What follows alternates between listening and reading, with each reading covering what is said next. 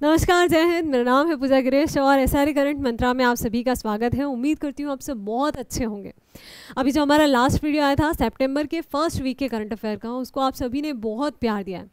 कुछ जो विद्यार्थी थे वो कंटिन्यूसली मैसेज कर रहे थे अलग अलग वीडियोस पे कि मैम आप हमारे लिए कंटिन्यूसली वीडियोस लेकर आइए करंट अफेयर का, एक वीक बहुत लंबा हो जाता है। इसीलिए हमने डिसाइड किया है कि आपसे हर 2-3 दिन के जितने भी इंपॉर्टेंट अपडेट्स होते हैं वो हम आपके लिए लेकर आते रहेंगे, ताकि आपके ऊपर एक्स्ट्रा बर्डन ना पड़े एक हफ्ते का भी, है ना। 2-3 दिन में जितनी भी इंपॉर्टेंट चीज़ें हैं वो आप याद करते चलें। और वैसे भी हम वो चुनिंदा प्रश्न ही आपके लिए लेकर आते हैं जो वाकई में परीक्षा में उपयोगी होते हैं ना। बहुत सारी चीज़ें लाने से कोई मतलब नहीं है, काफ़ी रिसर्च करके ही हम क्वेश्चन लाते हैं ना। तो चलिए शुरुआत करते हैं। आज जो है हम 8 से लेकर 11 सितंबर के जितने भी इंपॉर्टेंट चीज़ें घटनाएं हुई हैं उनको कवर करने वाले हैं। तो सबसे पहला प्रश्न है हमारा कि हाल ही में 2025 में उपराष्ट्रपति चुनाव में किस उम्मीदवार ने जीत दर्ज की है। आपको पता होगा कुछ दिनों पहले हमारे जो पूर्व उपराष्ट्रपति थे जगदीप धनखड़ जी, उन्होंने इस्तीफा दे दिया था और 9 सितंबर को जो है चुनाव हुए हैं उपराष्ट्रपति पद के लिए और हमें नए उपराष्ट्रपति मिल गए हैं जिनका नाम क्या है, सीपी राधाकृष्णन। अब ये नाम आपको याद रखना है क्योंकि ये जो है हमारे नए उपराष्ट्रपति हैं, है ना।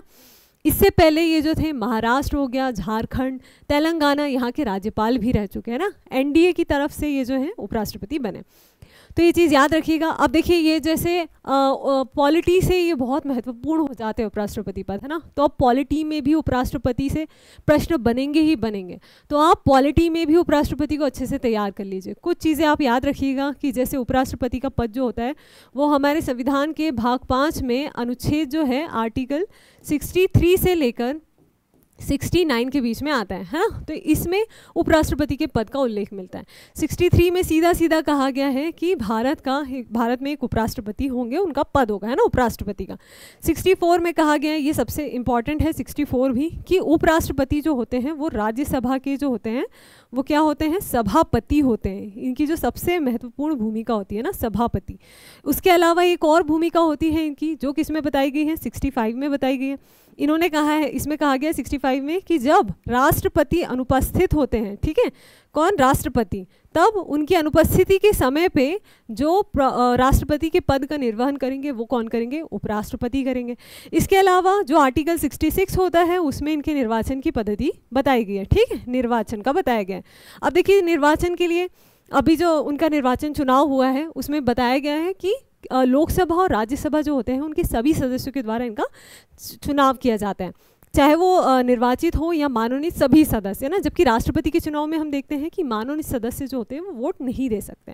तो ये कुछ चीज़ें थी जो आपको याद रखनी है, पॉलिटी में अच्छे से पढ़िएगा। ये चीज़ हो गई उपराष्ट्रपति के बारे में। चलिए आगे बढ़ते हैं। अगला प्रश्न है कि हाल ही में फ्रांस के राष्ट्रपति इमैनुअल मैक्रों ने 9 सितंबर 2025 को किसे नया प्रधानमंत्री नियुक्त किया है। कब किया है, तो ये 9 सितंबर का है, ठीक है, अपडेट है, बहुत ही इंपॉर्टेंट है। 2 चीज़ें समझ में आ रही है। पहली चीज़ कि फ्रांस के राष्ट्रपति कौन है, इमैनुअल मैक्रों हैं। दूसरी चीज़ कि नए प्रधानमंत्री कौन बन गए हैं, तो ये बन गए हैं सेबेस्टियन लियोकॉर्नू, ठीक है। तो लियोकॉर्नू जो है ये बन चुके हैं सेबेस्टियन लियोकॉर्नू, और ये इनकी तस्वीर है, ठीक। तो ये राष्ट्रपति हैं इमैनुअल और ये सेबेस्टियन जो है प्रधानमंत्री है। ये चीज़ याद रखिएगा। देखिए अभी जो है फ्रांस में काफ़ी राजनीतिक अस्थिरता थी और उसी के चलते वहाँ की संसद में एक अविश्वास प्रस्ताव के चलते जो पूर्व प्रधानमंत्री थे वो उनको उनके पद से हटा दिया गया, और जो ये यहाँ के जो राष्ट्रपति थे इन्होंने इनका जो है इनको प्रधानमंत्री के पद पर बिठाया। तो ये चीज़ आप याद रखिएगा, नाम याद रखिएगा स्पेशली, है ना। तो अंतर्राष्ट्रीय नियुक्ति में ये बहुत महत्वपूर्ण हो जाता है। चलिए आगे बढ़ते हैं। तीसरा प्रश्न है कि हाल ही में जारी स्वच्छ वायु सर्वेक्षण 2025, मतलब अभी कौन सा सर्वे लॉन्च हुआ है, स्वच्छ वायु सर्वेक्षण 2025। इसमें इसके अनुसार भारत के बड़े शहरों में सबसे स्वच्छ जो हवा वाला जो शहर है वो कौन सा है, और कौन सा है श्रेणी में जिसने टॉप किया है, तो वो है इंदौर, है ना। इंदौर का आप याद रखिएगा। क्लीनेस्ट सिटी के बाद अब ये स्वच्छ वायु सर्वेक्षण में भी इंदौर ने टॉप कर दिया है। ये अवार्ड लेते हुए तस्वीर भी है, तो ये चीज़ याद रखिएगा। अब देखिए एक चीज़ और मैं आपको बता दूं कि ये कैटेगरी किस हिसाब से बनाई गई है कि जिस भी जगह पे अगर 10 लाख से ज़्यादा पॉपुलेशन है उसमें टॉप किया है इंदौर ने। सेकंड नंबर पे जबलपुर आया है, वो भी मध्य प्रदेश से ही है, और उसके बाद तीसरे नंबर पर आगरा और सूरत संयुक्त रूप से आए। तो ये चीज़ भी याद रखनी है ना। हो सकता है कभी कभी क्या होता है कि सीक्वेंस में पूछ लिया जाता है कि सही क्रम बताइए, तो इसलिए हमें याद करना होता है। दूसरी जो कैटेगरी है वो 3 से 10 लाख के बीच में है, इसमें जो टॉप किया है वो अमरावती ने किया है। और एक तीसरी कैटेगरी रखी गई है जिसमें 3 लाख से नीचे के जो शहर हैं उसमें जो है देवास ने टॉप किया, और ये भी मध्य प्रदेश का है, ठीक, शहर। तो ये चीज़ आप याद रखिएगा। चलिए आगे बढ़ते हैं। अगला है कि हाल ही में किस देश में सोशल मीडिया बैन के खिलाफ बड़े पैमाने पर जेन जी के द्वारा एक विरोध प्रदर्शन किया गया।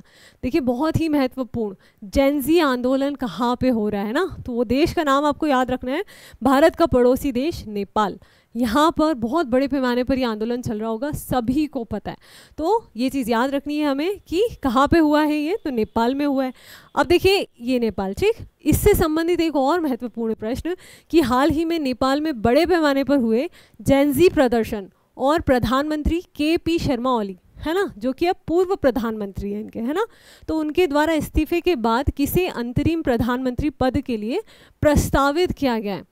मतलब अंतरिम प्रधानमंत्री बना दिया गया, अभी ऑफिशियल नहीं है लेकिन जनता के द्वारा इन्हें जो है वो प्रस्तावित किया गया है अंतरिम प्रधानमंत्री के रूप में। और कौन है, तो इनका नाम है सुशीला कार्की, है ना, ये नाम आप याद रखिएगा।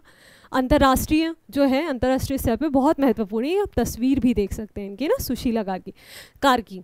अब देखिए ये जो है नेपाल की काफ़ी ज़्यादा लोगों के द्वारा इन्हें माना जाता है, ये जो है मुख्य न्यायाधीश भी रह चुकी है नेपाल की, है ना, इसलिए लोगों का काफ़ी इन पे भरोसा है।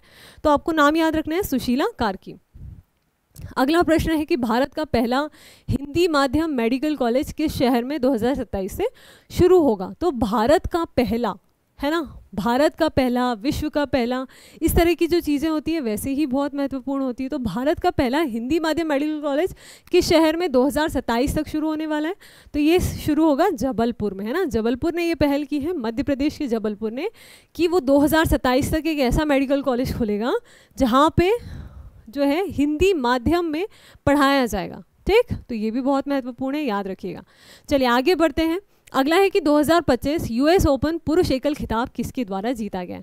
आपको पता होगा अभी जो है 7 से 9 सितंबर के बीच में यूएस ओपन हुआ है ना। यूएस ओपन जो हुआ है वो टेनिस टूर्नामेंट है, ये ग्रैंड स्लैम, और इसमें जो है पुरुष एकल का खिताब किसके द्वारा जीता गया, तो ये जो है कार्लोस अल्कराज के द्वारा जीता गया है। अभी जो हमारा पुराना वाला लास्ट वाला जो वीडियो था उसमें हमने महिला एकल की बात की थी, जो कि किसने जीता था, आर्यना सबालेंका के द्वारा जीता गया था, ठीक। और पुरुष एकल का खिताब जो है वो कार्लोस अल्कराज के द्वारा जीता गया। किसे हराया इन्होंने, तो जानिक सिन्नर को हराकर इन्होंने जो है खिताब अपने नाम किया।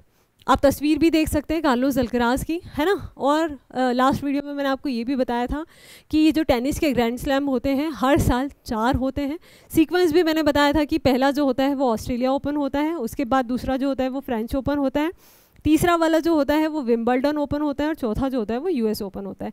तो ये जो सीक्वेंस है ये भी आप याद रखिएगा, बहुत महत्वपूर्ण होता है ना। चलिए आगे बढ़ते हैं। अगला है, मैप में भी आप देख सकते हैं, देखिए ये सीक्वेंस होता है। सबसे पहले तो ऑस्ट्रेलिया ओपन हो गया, है ना, तो ये चीज़ होगी। दूसरा जो होता है वो फ्रेंच ओपन होता है, तो ये दूसरा हो गया, ठीक। उसके बाद तीसरा जो होता है वो विंबलडन ओपन होता है, ये तीसरा हो गया। और चौथा जो होता है वो यूएस ओपन होता है, तो ये चौथा हो गया, ठीक। ये 4 सीक्वेंस आप याद रख सकते हैं इस तरीके से एरो देकर, है ना, ये चीज़ होगी। चलिए आगे बढ़ते हैं। अगला है कि हाल ही में कौन सा राज्य भारत का चौथा पूर्ण साक्षर राज्य बन गया है। आपको पता होगा कि अभी सबसे पहले मिजोरम जो है वो पूर्ण साक्षर राज्य बना, उसके बाद धीरे धीरे ऐसे एक एक करके 4 राज्य जो है वो पूर्ण साक्षर राज्य बन चुके हैं भारत के, है ना। तो चौथे क्रम में कौन शामिल हुआ है, चौथा पूर्ण साक्षर राज्य कौन बन गया है, तो ये बन गया हिमाचल प्रदेश। नाम याद रखिएगा, बहुत महत्वपूर्ण। कभी कभी क्या होता है कि सीधा सीधा 4 राज्य एक साथ दे दिए जाते हैं चारों ऑप्शन में, और क्रम जो है आगे पीछे कर दिया जाता है, और आपसे पूछा जाता है कि सही क्रम चुने। तो इसलिए हमें चारों याद करना बेहद ज़रूरी है, और चारों का सीक्वेंस में बता देती हूँ। सबसे पहला कौन सा बना था, फर्स्ट वो मिजोरम बना है, सेकंड जो बना है वो गोवा बना है, ठीक। थर्ड जो बना है वो त्रिपुरा बना है, और फोर्थ जो है वो हिमाचल प्रदेश बना है। ये चीज़ आपको याद रखनी है। और इसी के साथ आज का ये जो हमारा वीडियो है यहीं पर समाप्त होता है। इस हफ्ते की जितनी भी इंपॉर्टेंट अपडेट्स थी वो हम आपके लिए लेकर आए हैं। उम्मीद करती हूँ ये वीडियो आपके लिए बहुत हेल्पफुल होगा। ऐसे ही हम हर एक 2 दिन में आपके लिए अपडेट्स लेकर आते रहेंगे। अगर अभी तक आपने चैनल को सब्सक्राइब नहीं किया है तो तुरंत कर लीजिए, और बेल आइकन ज़रूर ऑन कीजिए। धन्यवाद।